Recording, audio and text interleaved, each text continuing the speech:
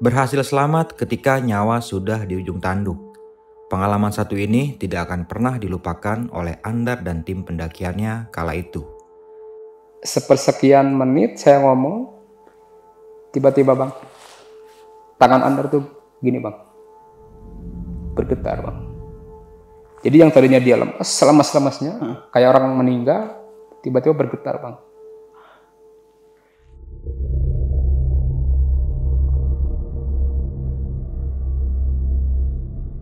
Hal tersebut terjadi bukanlah tanpa sebab. Ada hal lain yang sulit diterima oleh akal sehat. Jadi di Gua Walet, dia ketemu sama bapak-bapak, karena posisi dia nggak bawa minum, ditawarin air.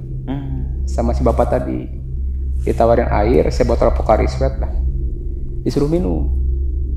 Jadi gara-gara si air Gua Walet tadi.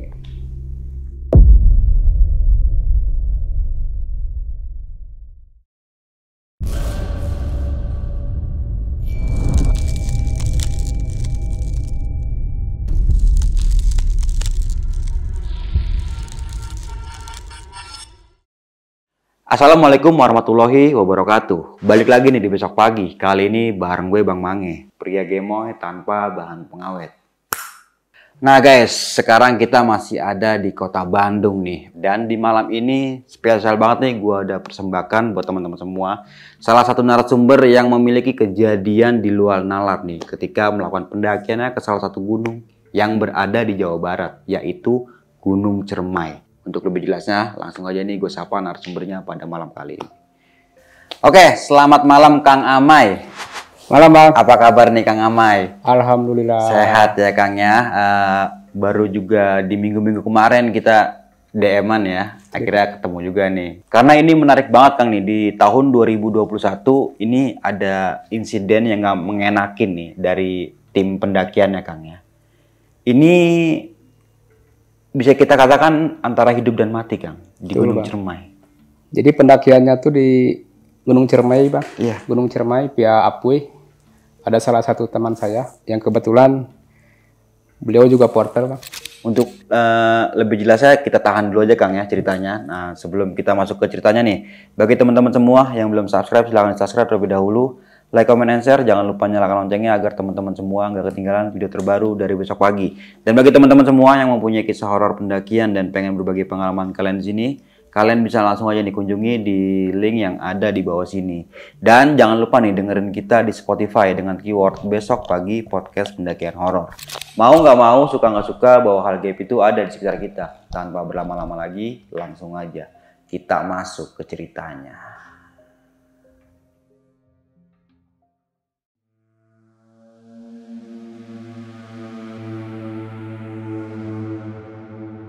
Orongannya jika tidak siap.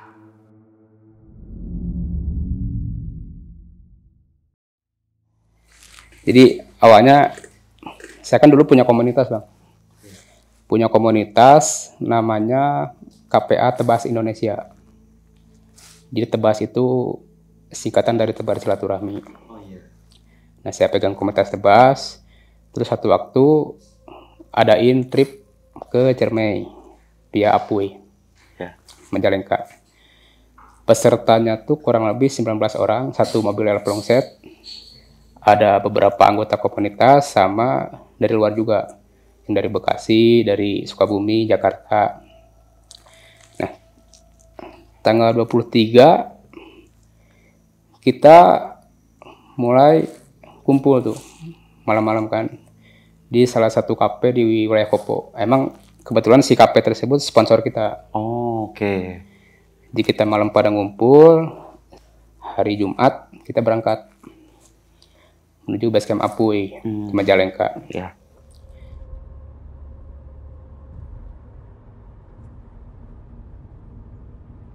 Itu selama keberangkatan tuh di mobil emang nggak ada tanda-tanda. Ya semua happy-happy aja gitu. Oke. Semua happy, nggak ada prasangka apa-apa. Selayaknya kita open trip biasa kan. Terus nyampe di area terminal Maja tuh di bawah base camp kan, kita nggak bisa langsung naik kan. Iya. Malamnya tuh kita akhirnya mutusin buat nginep dulu tuh di homestay di bawah semalam. Begitu sampai di homestay karena emang posisi kan ramai banget tuh. Posisi ramai banget, terus kita juga akhirnya berbaur kan sama pendaki-pendaki lain. Terus ya sebagai leader saya bilang udahlah pada istirahat itu kan. Pada saat itu memang ya sebagai leader pastilah ada ketakutan kan. Ada ketakutan tersendiri gitu ketika kita bawa rombongan trip. Takut trouble lah, takut apalah. Apalagi posisinya saya dititipin kan. Dititipin salah satu peserta, salah satu anggota cewek yang memang ini Rahayu namanya, agak petakilan Bang orangnya. Oh, oke, iya. Meskipun dia ulti, cuman agak petakilan. Istilahnya dititipin lah, jangan sampai kenapa-kenapa gitu kan. Jadi semalam tuh ya kayak mikir gitu Bang. Ini gimana gitu kan, pendakian besok. Cuman dalam hati ya tetaplah yang namanya berprasangka baik gitu kan sama yang di atas. Ya cuman bisa berdoa gitu. Berharap semuanya baik-baik aja gitu. Baik itu saat naik maupun saat turun. Nah, singkat cerita paginya kita mulai naik ke atas, sewa pick up kan. Sewa pick up 2 saat itu kita naik ke atas. Ya namanya orang di pick up kan dalam keadaan nanjak pasti seru-seru lah. Anak-anak pada dokumentasi segala macam. Sampainya di pos berot, base camp, saya registrasi ulang di base camp tuh. Kita udah bawa surat kesehatan sebenarnya. Cuman pada saat itu entah kenapa tiba-tiba disuruh cek kesehatan ulang. Sama pihak base camp. Ya akhirnya kita semua cek kesehatan tuh. Ada satu teman saya porter Bang, namanya Andar, teridentifikasi bahwa dia punya serangan jantung kronis. Dia punya serangan jantung kronis. Saya sempat kecewa juga gitu. Dalam artian ya kecewa kayak marah biasa lah. Maksudnya kenapa dia nggak ngomong gitu dari awal? Kalau misalkan dia ngomong dari awal punya jantung kronis ya mungkin nggak akan saya bawa gitu kan. Apalagi kan posisi dia porter kan. Iya, benar. Akhirnya saya diskusi sama dokternya kan. Ini kira-kira gimana dok? Apakah emang nggak bisa lanjut Andar ini atau memang bisa dilanjutkan? Cuman dokternya memberikan keringanan saat itu. Dokternya bilang gini, ya udah gini aja. Ini jantung kronis, saya izinin naik. Cuman saya ingetin kalau yang namanya jantung kronis waktu-waktu bisa kambuh. Kalau bisa si anak ini harus bisa mengatur ritme. Jadi ngatur ritme pernapasannya gitu. Jangan sampai terlalu capek. Nah, saya diskusi itu sama Andar. Dari gimana nih gini. Ya karena Andar juga bisa ngeyakinin saya sebagai leader kan, sebagai pemimpin. Ya udah akhirnya ya udahlah. Udah jauh-jauh juga kan istilahnya kan. Dari Palembang ngerantau di Bandung udah jauh-jauh ya udah. Sayang juga kan kalau nggak jadi naik. Iya. Akhirnya kita naik lah. Saya putusin buat bawa naik dia. Nah, sebelum mulai pendakian, kita briefing. Seperti biasa kan, briefing kelompok tuh. Kita berdoa, segala macam, meminta pertolongan, minta kemudahan, kelancaran, dan segala macamnya. Saya juga bagi-bagi tugas tuh. Yang porter posisi di mana, sweeper di mana, middle di mana. Udah gitu kita gerak ke pos pintu registrasi. Kita nyerahin form registrasi, terus kita diarahin buat briefing di aula, ada aula sama Taman Nasional. Di sana perlengkapan kita dicek ulang Bang. Jadi perlengkapan kita dicek ulang, ternyata ada satu aturan yang tidak memperbolehkan kita membawa golok. Golok ataupun pisau sejenisnya lah, yang berukuran 15 cm ke atas. Posisi kita kan bawa golok itu kan buat keamanan kan. Buat keamanan, buat pengamanan. Jikalau misalkan amit-amit di saat nanti kita di pendakian terjadi hal yang tidak diinginkan. Cuman pihak basecamp kekeh dengan aturannya dan kita juga mau nggak mau harus mengikuti aturannya kan. Akhirnya golok kita serahkan. Dan kita naik dalam keadaan pure nggak bawa golok sama sekali. Ketakutan mereka tuh saat itu lagi gencar-gencarnya kebakaran hutan. Makanya ditakutkan kalau misalkan ada pendaki bawa golok, terus nebang pohon dijadiin perapian. Iya, masuk akal. Nah, udahlah, pokoknya singkat cerita, saya simpen tuh golok di base camp. Kita naik, Bang.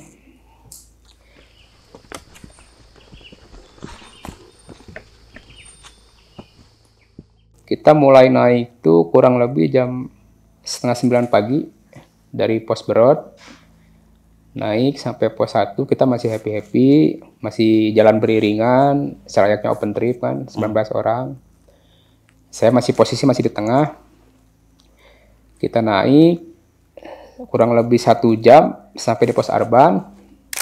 Di pos Arban kita istirahat, terus masih bisa bercengkerama lah. Istirahat kurang lebih 15 sampai 20 menitan lah kita istirahat. Terus akhirnya kita lanjut tuh ke pos 2. Posisi naik dari pos 1 ke pos 2 itu mulai terpencar tuh. Oh, oke. Terpencar pertama memang karena beberapa panitia yang saya utus sebagai porter, emang saya suruh duluan kan buat pasang tenda. Tapi ada beberapa peserta yang memang ngikutin porter gitu, pergerakan porter. Pergerakan yang belakang yang kebanyakan cewek mulai melambat. Mulai melambat. Dari pos 2 tuh posisinya udah mulai turun kabut, Bang. Jadi kalau kata orang Sunda mah disebutnya alem. Alem. Alem tuh cedem, mendung. Oh, oke. Mendung. Nah, dari pos 2 terus kita lanjut ke pos 3. Di pos 3 ketika kita istirahat tiba-tiba, Bang, itu hujan dar. Jadi kayak yang air ember ditumpahin tuh. Nggak ada aba-aba, nggak ada apa-apa. Langsung hujan. Ya, otomatis kan kita panik kan. Kita panik dengan tergesa-gesa ngeluarin raincoat. Akhirnya kita bongkar ngeluarin raincoat dalam posisi kebasahan juga. Ya mau nggak mau kita pakai tuh. Kita pakai. Selama pos 3 sampai pos 4 sampai pos 5 kita jalan dalam keadaan basah kuyup, Bang. Emang benar-benar pure dikasih hujan. Ada satu peserta namanya Nia kalau nggak salah, dari Bekasi. Dia udah mulai menggigil tuh. Selama jalan tuh mulai menggigil. Nia ini kacau, Bang, pokoknya. Udah, jadi menggigilnya tuh udah mulai hebat tuh. Akhirnya kita putusin buat istirahat tuh. Buat istirahat, pasang plastik, terus kita bikin air hangat kan. Kita kasih dulu air hangat biar badannya hangat. Ya berharap kondisi dia bisa membaik gitu kan. Ya minimal sampai pos 5 lah. Tempat terakhir kita ngecamp di pos 5. Kondisi dia udah mulai membaik tuh. Akhirnya kita mutusin buat lanjut tuh. Buat lanjut, packing lagi barang, terus lanjut sampai pos 5 tuh kita jam 6:30 lah, maghrib tuh. Iya. Nah kebetulan posisinya saat itu di Ciremai itu kan kalau kita booking online itu kan dapat coupling buat pasang tenda. Oke, iya. Nomor urut coupling kita tuh kebanyakan berjauhan, Bang. Berjauhan. Cuman karena posisinya hujan gede di pos 5 tuh, saya bilang sama anak-anak, udah nggak usah ngikutin urutan nomor. Saya bilang kan, yang penting kita berdekatan lah. Memang ada beberapa tenda yang terpasang sesuai coupling gitu kan. Nah sisanya saya diriin ya emang berdekatan. Karena saya yakin orang-orang juga pasti nggak ngikutin coupling gitu, nggak ngikutin nomor kan. Hanya dengan susah payah, posisi kehujanan, kita pasang tenda beberapa. Yang cewek kita masukin dulu ke tenda yang udah jadi. Kita pasang tenda. Ya tenda terpasang, kita istirahat kan.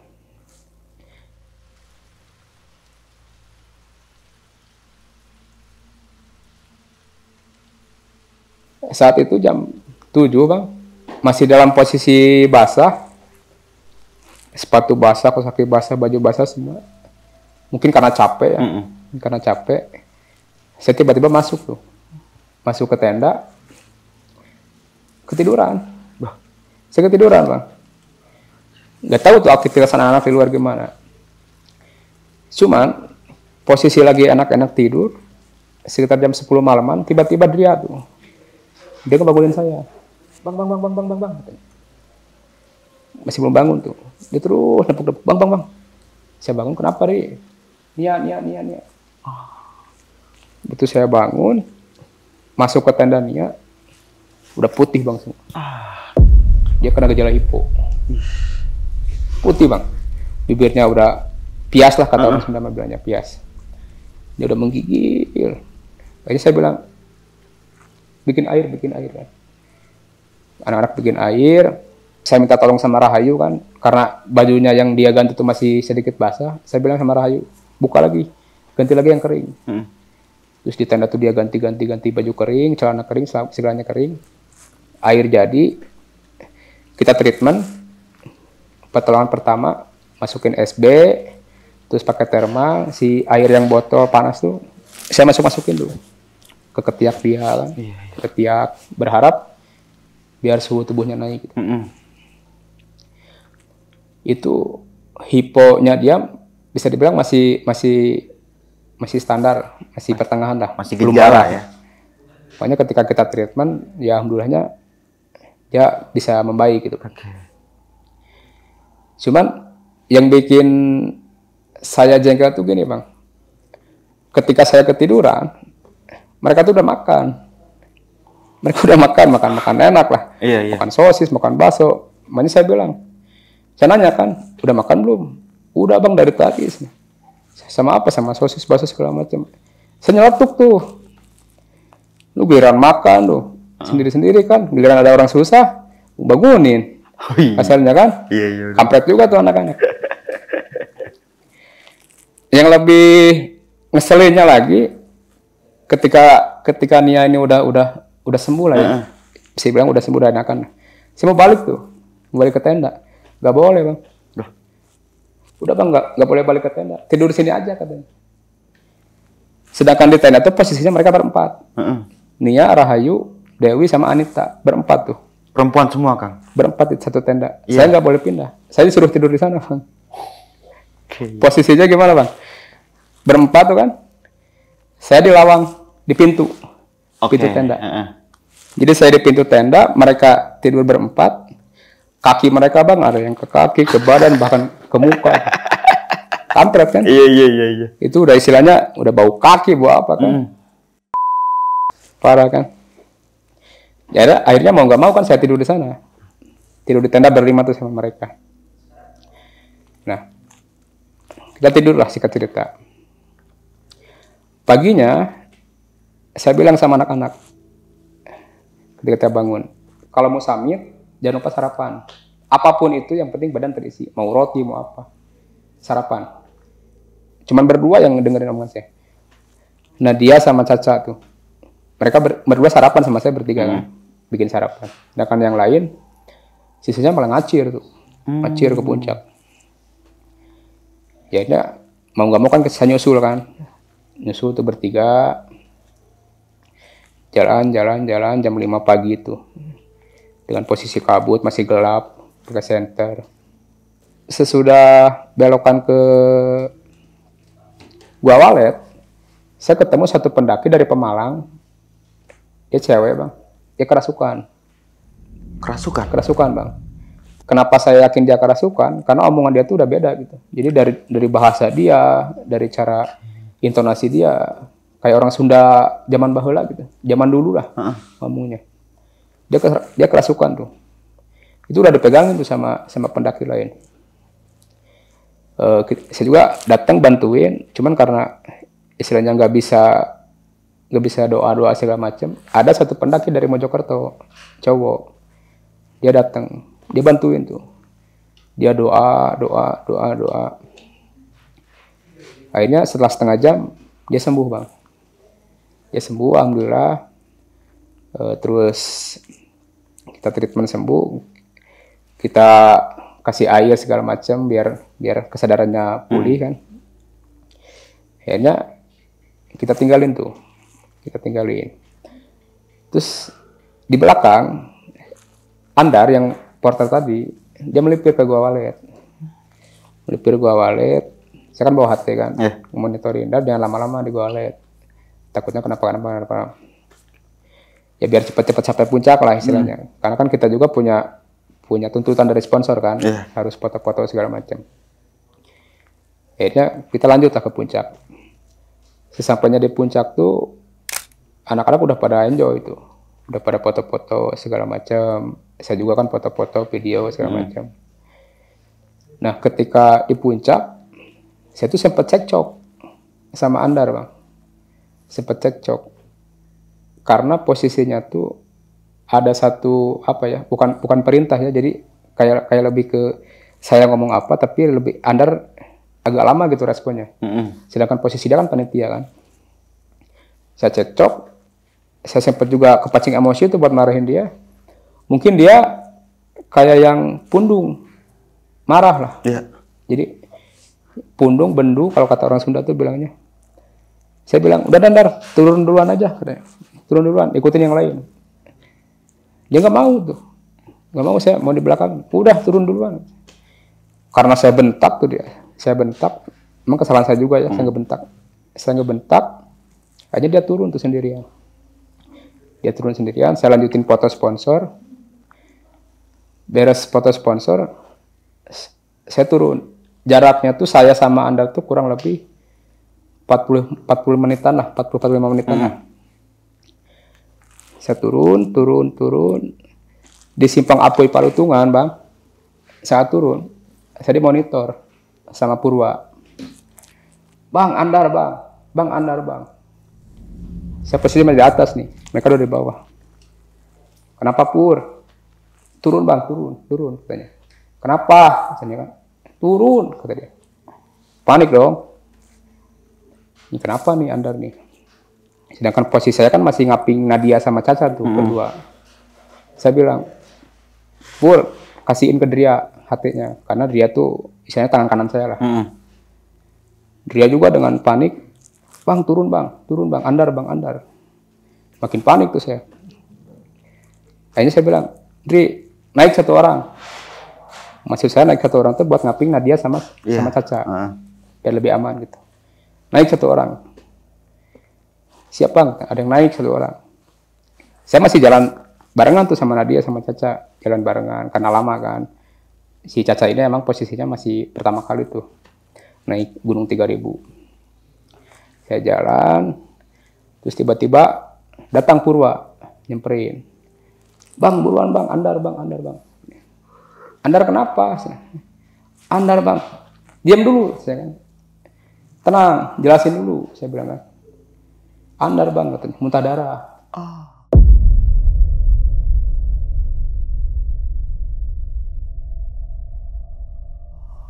Makin panik dong. Muntah darah kenapa? Gak tahu, pokoknya Andar muntah darah. Dia duduk lemes katanya, muntah darah, matanya merah Bang katanya. Tiba-tiba saya keinget tuh sama yang di bawah. Jantung kronis. Saya bilang sama Pur, lalu kaping Nadia sama Caca. Abang duluan. Iya Bang, duluan aja sih. Saya lari-lari Bang. Dari bawah simpang pos Apoy Palutungan lari-lari tuh. Lari-lari. Sampai beberapa kali mau jatuh. Sampai di pos 5. Saya ngeliat Bang, itu lagi dikerubunin. Nggak banyak orang tuh. Jadi orang-orang di pos 5 tuh pada depan tenda saya Bang, pada ngerubunin. Saya sempat nge-freeze tuh, diam dulu. Kenapa kan? Akhirnya saya lari, saya ngebelah kerumunan, saya ngelihat masuk. Andar lagi gini Bang, lagi megangin jantungnya. Itu posisinya si Andar tuh lagi di treatment sama anak-anak KPGIR. Saya lupa sih namanya siapa. Ada tete-tete dari KPGIR. Lagi di treatment tuh di dalam tenda. Saya masuk. Saya nanya sama, ada Aep namanya. Nanya sama Aep, kenapa Aep? Kata Aep, Andar bilang, di atas. Dia di Gua Walet Bang, ketemu sama bapak-bapak. Jadi di Gua Walet, dia ketemu sama bapak-bapak. Karena posisi dia nggak bawa minum, ditawarin air. Sama si bapak tadi. Ditawarin air, saya botol Pocari Sweat lah. Disuruh minum. Jadi gara-gara si air Gua Walet tadi. Nah, posisi Andar tuh posisinya lagi masih di treatment nih sama anak KPGIR. Saya cuma bisa ngeliatin Bang, dalam tenda tuh. Saya liatin. Saya dalam hati saya gini. Dar, kalau misalkan lu mati di sini, gue yang kena, saya yang kena. Pasti saya yang kena. Karena posisinya kan dia anak rantau, Bang. Dia di Bandung sendirian. Dia di Bandung sendirian, gak punya siapa-siapa. Pure murni anak rantau dari Palembang, datang ke Bandung kerja sendirian. pada saat itu nggak tahu kenapa bang, tiba-tiba saya nunduk depan muka dia. Saya nunduk. Bang, kalau abang pernah ngelayat orang meninggal, pasti kan gini kan? Iya. Dia lus tuh, Nutup kepala mata kan, gitu. nggak dilusan. Saya lus bang, saya lus. Dar, saya bilang, dar. Terus saya masuk bang, nggak deketin ke telinga dia. Saya ngomong pelan-pelan, saya ngomong sama Andar. Dar,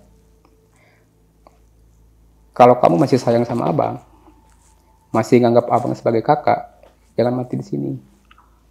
Saya bilang gitu bang. Itu nggak bisikin tuh. Jangan mati di sini, Dar. Kalau kamu mati di sini, berarti kamu nggak sayang sama saya, sama abang, sama yang lain. Saya bilang gitu bang. Dia masih nggak ngerespon. Saya posisi masih ngelus tuh. Tiba-tiba kayak ada ngebisikin bang. Kayak ada ngebisikin. Saya keinget tuh sama keluarganya tuh di Palembang. Saya ngomong gini, Dar, kamu di sini sendirian, gak punya siapa-siapa, gak punya keluarga. Tujuan kamu datang ke Bandung buat ngebanggain keluarga kamu, ngebahagiain keluarga kamu. Kalau seumpamanya kamu mati di sini, ya semua cita-cita yang kamu bawa dari Palembang, ya sia-sia bang. Saya bilang gitu bang, ya sia-sia, nggak ada gunanya. Gitu. Terus saya ngomong, saya deketin lagi, saya usap lagi. Saya bilang gini, kamu sayang kan Dar sama ibu kamu? Saya bilang, kamu sayang kan Dar sama bapak kamu? Kalau sama kita sebagai teman, bodo amat lah saya bilang kan. Karena kita istilahnya baru kenal, meskipun udah cukup lama gitu kenal. Cuman saya kayak ngebawa perasaan dia gitu bang. Terus ngebahas masalah ibunya.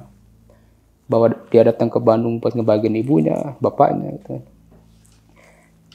Selama saya sepersekian menit saya ngomong, tiba-tiba bang, tangan Andar tuh gini bang.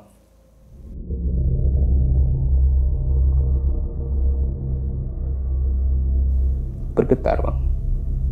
Jadi yang tadinya dia lemas, selemas-lemasnya, kayak orang meninggal, tiba-tiba bergetar bang. Tiba-tiba tangannya bergetar, bibirnya nangis bang. Bibirnya bergetar gini bang. Nangis dia. Bibirnya bergetar, air matanya keluar. Dalam hati saya, alhamdulillah Tuhan. Berarti selama ini dia ngerespon bang. Semua ucapan saya. Dia nerima. Dia getar, dia nangis. Saya makin mainin tuh perasaan dia. Saya makin ngomong sugesti lah. Makin mainin sugesti dia gitu kan. Soal keluarganya, soal bapaknya, soal adiknya. Saya terus ngomong. Dia makin jadi bang. Makin jadi. Anak-anak juga yang lihat tuh jadi makin semangat. Jadi semakin yakin gitu bang. Bahwa ya dia bisa selamat lah. Dia mulai tuh bang. Mulai gerak tuh. Tangannya mulai gerak. Mulai tiba-tiba gini, megang lagi ke dadanya. Tapi kan masih sakit kan? Masih sakit. Saya keinget dari ilmu BHD, bantuan hidup dasar, ada yang namanya posisi recovery. Jadi ketika badan udah mulai enakan, harus di posisi recovery. Nah, saya miringin tuh badannya. Saya miringin badan Andar dengan harapan semua cairan yang ada dalam tubuh dia keluar. Mau itu dari bibir, dari mulut, dari hidung keluar. Saya miringin. Terus dia udah mulai normal lagi tuh jantungnya. Akhirnya saya keluar.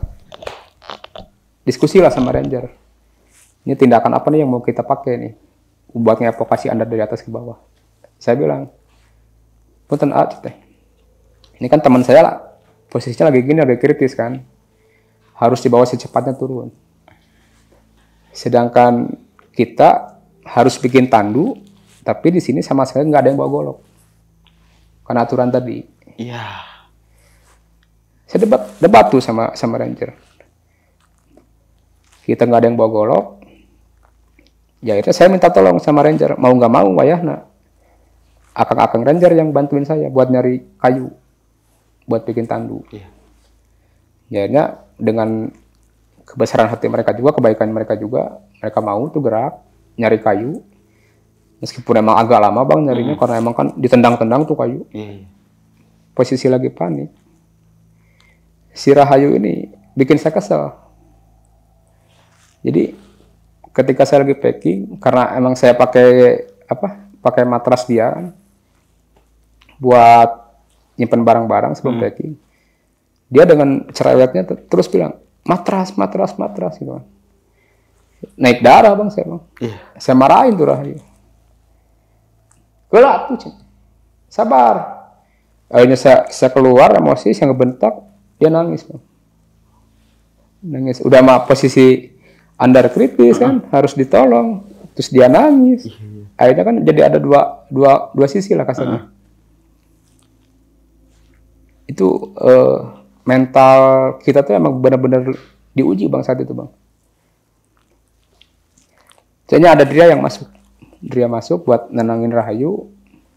Terus saya fokus bikin packingan buat andar kan, harus istilahnya si matras itu kan dibungkus juga. Dibungkus pakai sleeping bag, terus pakai sarung, terus lagi matras. Akhirnya kita masukin ke tandu bang. Dan pihak ranger menjalankan tugas mereka buat nandu andar. Dibawalah andar tuh kan sama ranger. Saya bilang sama anak-anak, andar ditandu, jangan sampai ada yang ngerecokin ranger. Saya bilang kan. Jadi biarkan ranger fokus dengan tugasnya. Akhirnya anak-anak turun, ranger turun, saya turun paling belakang bang, sama Purwa berdua. Karena posisinya saya kan harus double carrier, bawa carrier andar kan. Oke. Saya turun sama Purwa di pos 4 bang. Si Purwanya hampir jatuh ke jurang. Itu ketahan bang. Itu kalau nggak ketahan mungkin kejadiannya malah double. Ini saya marahin tuh Purwa. Tuh, kalau misalkan mau turun dengan beban berat seperti ini, nggak usah lari-lari. Ngapain lari-lari kan? Udah santai aja. Toh pasti kita kejar juga kan, karena kan cewek kan. Tenaga cewek sama cowok kan beda. Pasti kita kejar juga. Nggak usah mikir yang depan. Akhirnya kita turun bang. Kita turun di pos 4, pos 3. Di pos 3 itu emang posisinya kita berdua. Paling akhir kan. Nggak ada yang turun lagi gitu. Ada sih cuman jauh kan posisinya belakang. Itu tiba-tiba kabut bang.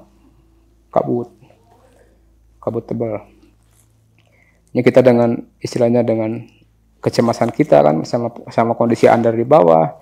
Terus sama kondisi peserta juga kan yang cewek-cewek. Dan posisi kita juga kan belum aman kan sebelumnya kan. Posisi kabut, saya bilang sama Purpur, banyakin istighfar lah saya bilang. Ya dengan harapan kita dituntun gitu bang. Turun tuh. Karena memang posisinya si kabut tuh emang tebal. Ditambah kan jalur licin kan, bekas hujan semalam kan. Iya. Hujan kemarin.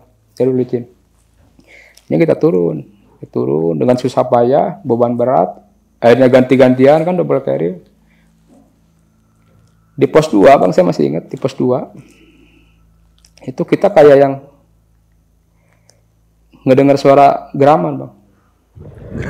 Geraman karena kata pihak base camp di pos 1 sebenarnya. Kata pihak base camp di pos 1 itu jangan lama-lama di pos Arban. Oh, karena di pos Arban tuh katanya tempat ya istilahnya habitatnya macan lah. Oh, iya. Nah, cuman kita dengarnya di pos 2.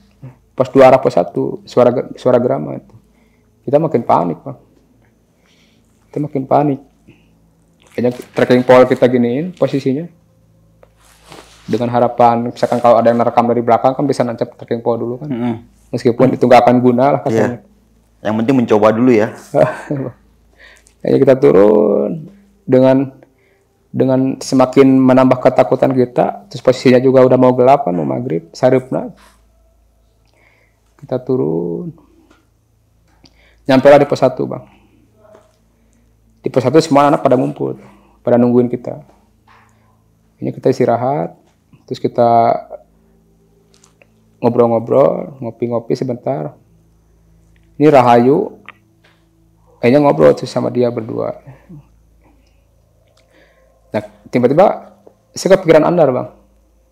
Kepikiran sama Andar tuh kan, posisinya udah turun tuh sama Ranger. Pengen cepet-cepet turun gitu, cuman ya nggak bisa juga kan, karena masih ada rombongan. Kayaknya saya bilang sama anak, udah ayo, jangan lama-lama gitu.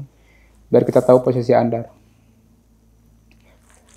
Jadi kita turun, terus kita nyampe base camp, ternyata Andar lagi posisinya udah ada di balai, di aula tadi.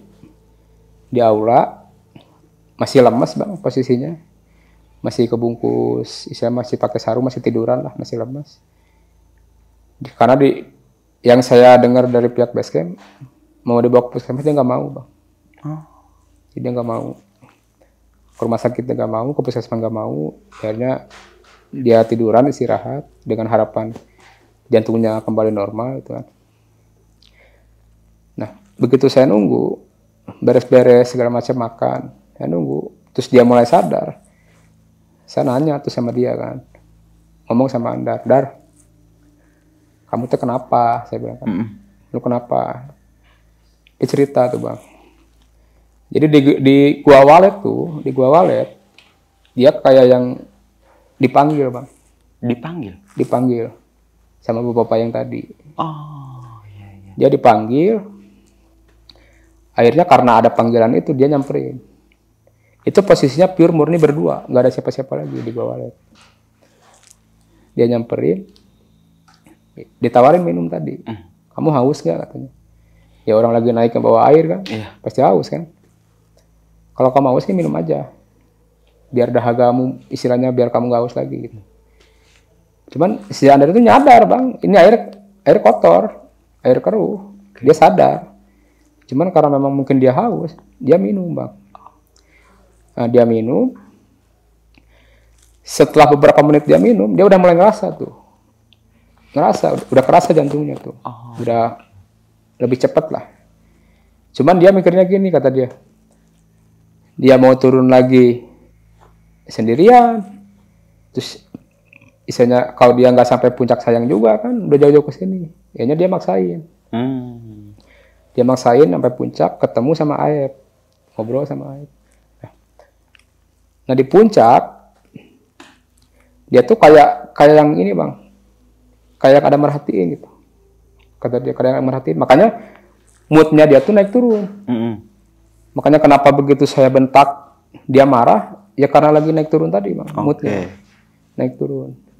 Cuman yang dia heran tuh, si bapak itu tuh ketika dia keluar dari Gua Walet, bapaknya juga ikut Bang, naik. Cuman di puncak gak ketemu bapaknya. Jadi di jalur pendakian naik dia gak ketemu, di puncak gak ketemu, begitu turun pun gak ketemu. Jadi dia mikir, apakah mungkin si bapaknya turun duluan? Cuman kalau logikanya kan kalau turun duluan kan pasti ketemu tuh, entah di jalur maupun di pos 5 kan. Cuman gak ketemu Bang. Jadi pure emang murni istilahnya ngilang lah. Nah ketika dia turun dari pos Simpang Apoy Palutungan, tiba-tiba dia pusing Bang katanya. Dia pusing, dia sempat ngomong sama Purwa, Pur saya pusing. Karena Purwa di depan, dia pusingnya udah makin gak kontrol, dia duduk, muntah-muntah, ngeluarin darah, sampai lidahnya keluar Bang. Lidahnya keluar, matanya merah. Dia ngepris. Jadi begitu dia muntah-muntah dia diem. Ya selayak orang muntah aja gimana. Purwa nggak sadar. Sadar dikasih tahu sama yang di atas katanya. Teriak-teriak. Bang, tuh orang. Begitu Purwa lihat ke belakang ternyata Andar. Lari dong Purwa ke atas. Dia kebingungan tuh Purwa ini gimana nih. Sedangkan istilahnya dia masih belum punya basic lah, istilahnya kan. Aja dia minta tolong tuh sama pendaki-pendaki yang turun buat digendong kan. Dia gendong lah Andar ke bawah, gantian. Sampai di bawah, alhamdulillah itu ada tetes yang dari KPGR itu Bang. Kita sampai habis oksigen tuh, itu 5 botol oksigen. Oksigen portable itu? Oksigen. Iya. Itu kita bawa 2, yang 3 tuh nggak tahu punya siapa gitu. habis 5, tapi tetap nggak mempan bang. Itu udah dikerubunin tuh, dikerubunin. Nah, selama dia di treatment, itu dia udah nggak sadar katanya bang. Jadi pure dia udah lupa, dia di mana, dia ngapain. Sampai akhirnya dia denger yang saya omongin tadi. Saya bilang ibu dia, bapak dia, tiba-tiba dia jadi keinget juga gitu. Jadi keinget sama ibunya di Palembang, sama bapaknya di Palembang, sama adik-adiknya. Makanya kenapa dia kayak langsung nge-treat nangis gitu. Karena keinget keluarganya kan. Nah dari sana dia mulai berusaha gitu buat ngelawan. Berusaha buat ngelawan. Terus di basecamp juga saya ngomong kan sama pihak ranger, sama pihak basecamp. Saya ceritain, karena memang ditanya juga kan, sama pihak basecamp ditanya ini kenapa segala macam. Ya saya ceritain apa adanya gitu, saya ceritain dari mulai awal sampai akhir. Terus saya nyinggung mereka bang, nyinggung masalah golok. Karena memang posisinya kan ranger juga emang kesusahan. Saya bilang, Pak, kalau misalkan masalah golok, ya kalau bisa jangan sampai ada aturan golok ditahan gitu. Karena kan posisinya emang kita bawa golok itu kan murni buat kondisi darurat. Ya amit-amit ya, bukan berarti kita nantang. Cuman ya pasti ada aja lah. Trouble di jalan gitu kan. Entah itu kram, atau kenapa. Nah akhirnya pihak basecamp juga ya dengan berbesar hati bang mau menerima masukan kita gitu. Dan Andar pun alhamdulillah bang. Beliau semenjak pendakian itu sampai sekarang masih selamat. Alhamdulillah bang, masih selamat. Sekarang masih bisa kerja lagi seperti biasa. Cuman posisinya kalau nggak salah nggak tahu di Jakarta, nggak di Bekasi. Ya. Si Andar ini. Halo sob, sebelum lanjut ke video, gue mau kasih tahu nih bagi teman-teman semua yang mempunyai cerita horor, kalian bisa langsung aja kirim cerita kalian ke Instagram kita, yaitu dengan keywordnya besokpagi.edv atau ke email besokpagi.ch@gmail.com. Tunggu apa lagi? Langsung aja kirim cerita kalian segera. Antara hidup dan mati di Gunung Antara hidup dan Ciremai mati, ya. Mungkin kalau salah penanganan sedikit aja pada saat itu. Nah itu makanya saya jujur berterima kasih sekali bang sama si teteh yang dari KPGRI bang. Oh iya. Kalau nggak ada beliau mungkin ya udah lewat. Karena yang jarak saya di atas sampai bawah itu hampir ada setengah jam sejaman lah. Iya. Jadi selama setengah jam sampai sejam itu ya dia ada treatment sama si teteh itu. Dan kebetulan si tetehnya juga kalau nggak salah bang ya, dia tuh kerja di klinik kalau nggak salah. Oh pas banget berarti tahu Pas ya. banget. Iya. Untungnya sudah di treatment semua dia. Tapi memang dari awal keberangkatan kan sempat dicek. Itu kata dokter dibolehkan ya Kang ya? Dibolehkan bang. Makanya kenapa saya berani bawa. Oke. Jadi emang posisinya kan Andar itu kan nggak cerita. Ya. Andar nggak bilang bahwa dia punya Riwayat penyakit itu ya. Sedangkan saya kan dari awal selalu bilang sama anak-anak, kalau ada yang punya riwayat penyakit, ya ngomong. Biar kita bisa istilahnya bisa prepare lah. Cuman Andar nggak bilang. Nah begitu diperiksa, emang dari awal ketahuan. Sama dokter itu ketahuan, dia punya jantung kronis. Makanya kenapa dokter ngizinin plus ngasih obat penenang bang. Oh. Jadi si dokternya ini ngizinin sama ngasih obat penenang. Kalau sewaktu-waktu di atas kamu itu ada penangkalnya berarti ya? Betul, makanya obat penenang dari dokter kita pakai kan. Oke, ya alhamdulillah lancar tuh Kang ya. Ya. Nah, sama sosok bapak-bapak yang temuin ini di Goa Walet Kang. Kira-kira siapa tuh Kang? Ini Goa Walet tadi. Iya. Kira-kira siapa tuh Kang bawa-bawa itu?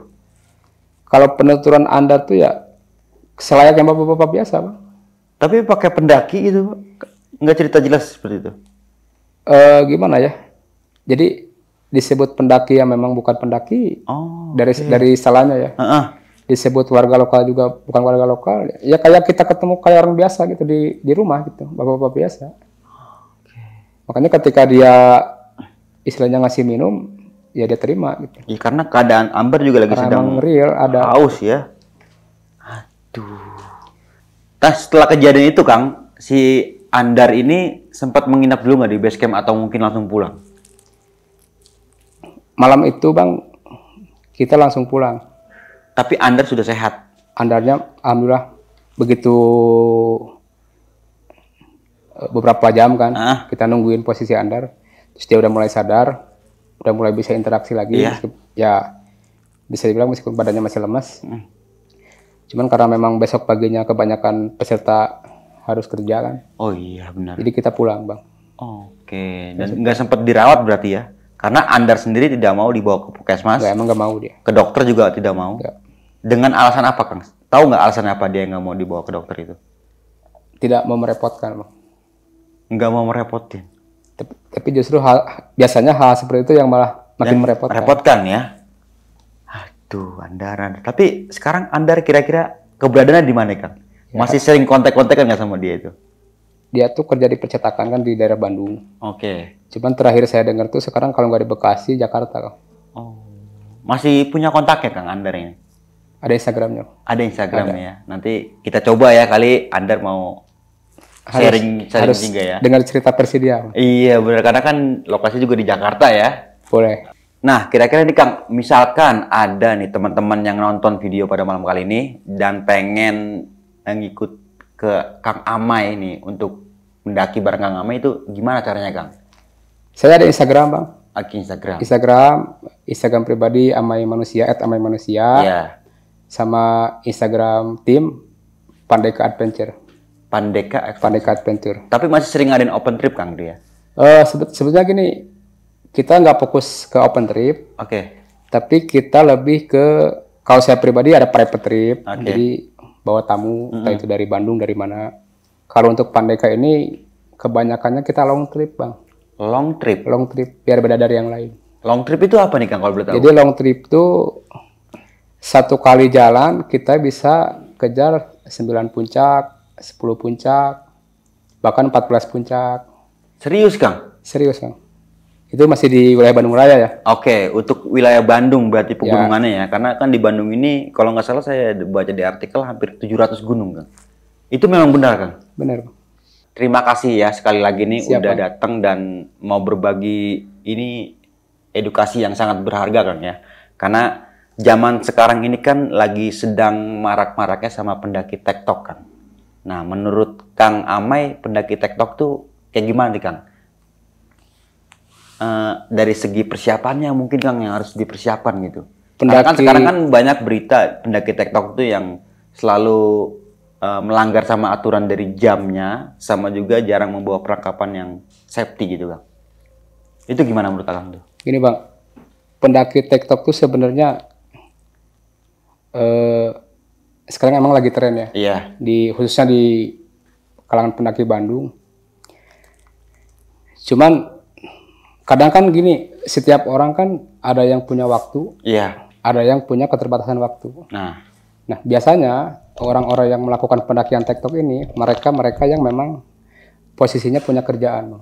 oke. Jadi memang pure kerjanya liburnya 1 hari, otomatis mau nggak mau mereka lebih memilih pendakian TikTok.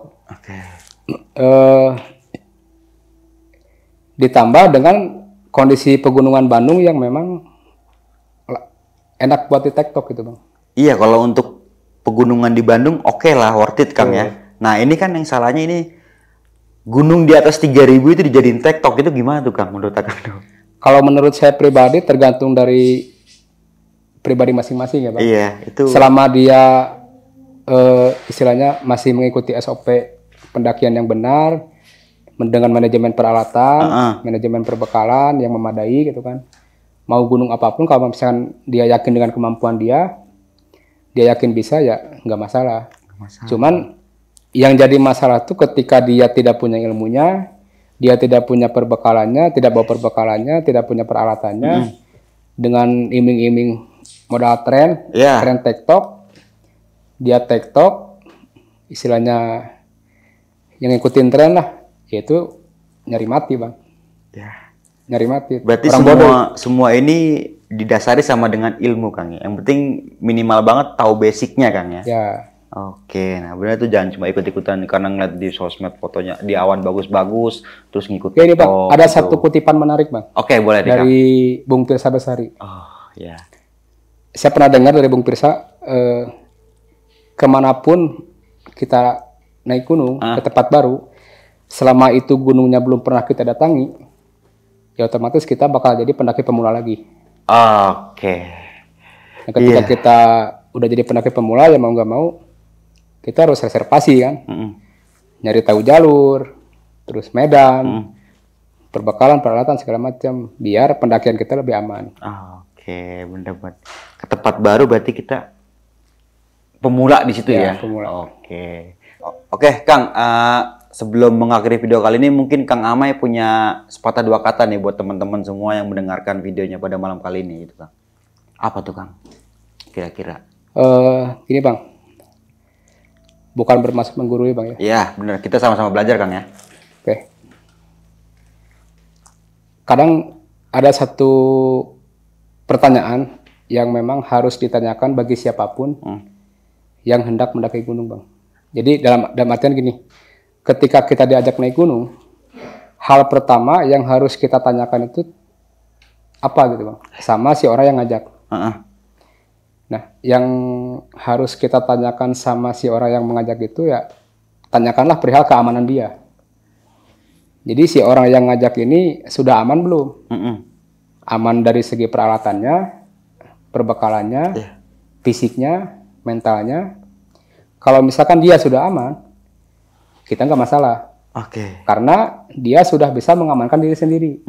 Dengan dia bisa mengamankan diri sendiri, otomatis dia bakal bisa mengamankan kita sebagai orang diajak. Nah, yang jadi masalah, ketika misalkan si orang yang ngajak ini belum aman, entah itu dari segi apapun, terus dia berani ngajak, ya kita otomatis nggak akan aman. Karena bagaimana mungkin dia bisa mengamankan kita, sedangkan dia sendiri belum tentu bisa mengamankan dirinya sendiri. Mungkin itu aja nih dari gue Bang Mange, kurang lebihnya mohon maaf. Sampai jumpa di video-video selanjutnya. Assalamualaikum warahmatullahi wabarakatuh.